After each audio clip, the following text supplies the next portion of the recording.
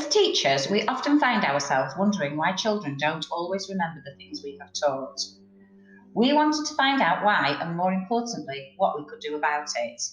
We were looking for an evidence-based solution, not a quick fix. There are no guarantees when using evidence, but our growing understanding of cognitive science and pedagogy gave us an understanding of the best bets in terms of supporting children to transfer learning into their long-term memories. These best bets informed our key principles for curriculum design and teaching and learning, which were building in opportunities for meaningful repetition, building and increasing children's background knowledge, increasing germane cognitive load whilst reducing extraneous load, developing the principles of retrieval practice, and implementing the practice of distributed learning. Upon reflection, a key part of what we wanted for our children was for them to be successful, self-regulated, independent members of our school community and the wider community. So developing metacognition and self-regulation underpins our whole approach to teaching and learning. The key principles in developing children's self-regulatory and metacognitive skills are intertwined with the principles for developing long-term memory. Again, we used evidence to inform us of the best bets in terms of specific strategies to embed across school. We focused on key aspects such as questioning to support children to develop their metacognitive knowledge of task, strategies and self. The use of thinking out loud modelling to make explicit the decision-making processes involved in learning. The use of graphic organisers as a structure for children to organise their thoughts and ideas. And the use of instructional scaffolding, such as the EEF 7-step model, to build children's independence and increase the likelihood of learning being transferred into the long-term memory. We realised that in order to get maximum impact and to ensure that learning from our knowledge about memory and metacognition would have real impact, we needed to go back to our curriculum design. We agreed key concepts, looked for links between and across subjects, and planned opportunities to revisit prior learning. Subject leaders then took these principles and developed plans and bespoke concept organisers for their subject. The next step was a major piece of work, one which we had expected to take at least a year. However, one of the positives of Lockdown 1 was that it gave staff the thinking space to create their plans and to collaborate in order to tease out the finer elements. For example, opportunities for assessment, which Ofsted had advised was our next step. The other important elements in the whole process include ongoing iterative CPD, the use of a disciplined inquiry model across school, and taking our time to continually check back that we're in line with our vision and that we're on track.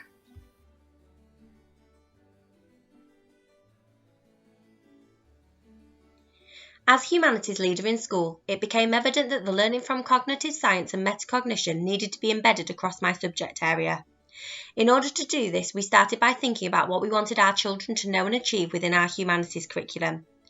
To support the children with the retention of facts and knowledge, we ensured that each topic was supported with a concept organiser. The purpose of these was to enable children to make links between different concepts and knowledge in both history and geography, ensuring that children could make schemas in the brain.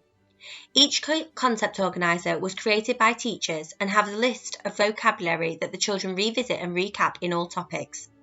The concept organisers help the children to understand the relevance of their learning and see how the topic links with their lives today. We also ensured that, through creating curriculum maps and progression documents, concepts and themes were distributed over time. This meant that the concepts were broken up and revisited to maximise children's capacity to retain the information in their long-term memory. Theme weeks throughout school also support this process. Daily retrieval practice through methods such as low-stakes quizzing has also enabled children to retain key information and facts about historical and geographical concepts. The children retrieve information from their long-term memory into their working memory. Across our humanities curriculum, we've ensured that there are vertical, horizontal and diagonal links. This supports children to make progress within a year group, across the phase, and then across their journey throughout our school. For example, with a geographical concept, the children in nursery and reception have a topic where they learn about our school and Bawtry, our local community. Year 1 and 2 learn about Doncaster, Year 3 and 4 learn about South Yorkshire and our country, and then Year 5 and 6 learn about our world. On their journey through school, the children continue to revisit and build on existing knowledge. The 7-step model from the EEF is more than just an instructional scaffold. It encompasses several key strategies for developing children's independence and transferring learning into the long-term memory. For example, step 1, activating prior knowledge, is a key strategy in increasing germane cognitive load, enabling children to link new learning to existing knowledge and schemas in the long-term memory, whilst reducing intrinsic cognitive load, the complexity of the new material to be learnt. The key principles in this model are embedded into our classroom practice. To exemplify this in the circumstances in which we currently find ourselves, here are some short clips from remote teaching lessons. Hello Reception, it's time for maths again today, and this week we've been focusing on patterns. Can you pause the video for a minute and can you tell your grown-up what is a pattern? You've been in learning mode, so you've been watching the teaching videos, you've been having a really good go, you've been developing those skills. Today in your writing lesson you are going to switch from learning mode into performance mode, because today you're going to do your independent writing where you apply all of the skills that you've been taught.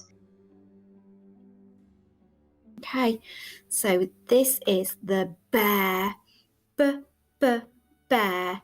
So now I've got to think which superhero he goes with. So when I say the word bear, I can hear a B at the beginning. It starts with bear. So I need to think about their names. I'm going to start with Terrific Trudy. No, because she's got a T sound. Eyes. So I'm going to start a new sentence, capital letter. It had 2 large blue eyes. End of a sentence. So I need a full stop. Oh, I remember from yesterday that I needed a comma in between those 2 describing words. We're going to count them, but something we do know that if this is a 10 frame, and if all the boxes have got a counter in, how many will there be? Yeah, there'll be 10. Excellent. So there's the lowercase I with its get ready. It goes halfway up in between the lines. Can you press pause and do me a line of eyes? What can Sid do on a skateboard? Let's go back to page 9 to find that answer. So here's page 9.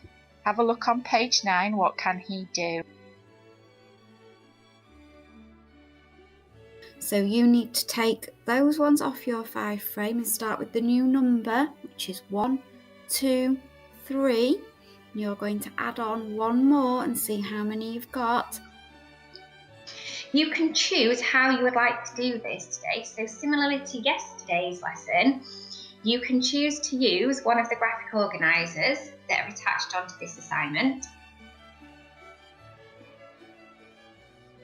At the start of this video, I asked you to think about your strategies for percentages and which ones you were going to use.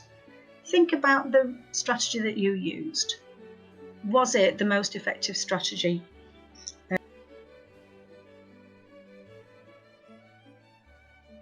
From a SENCO's point of view, I have found there's a strong link between metacognition and special educational needs. Through our remote teaching, all the additional scaffolds we've put into place have really supported our children with additional needs. Activating prior knowledge helps my learning because it helps me to remember strategies and the things that I've learned already. It also helps me to know how confident I am and how much help I will need in the lesson. I find scaffolds helpful in lots of lessons, particularly writing. Steps to success help me to remember different rules and strategies. We do mini quizzes every day on subjects like English, history, geography, science and maths. They jog my memory about things that I might have forgotten and help me to remember key facts and knowledge. Concept organisers are useful because they give me some background information about a topic. They will help me to understand why we are learning about something because it tells me how the topic links with my life. This is helpful in lessons as it helps me to learn new information by linking it with what I already know.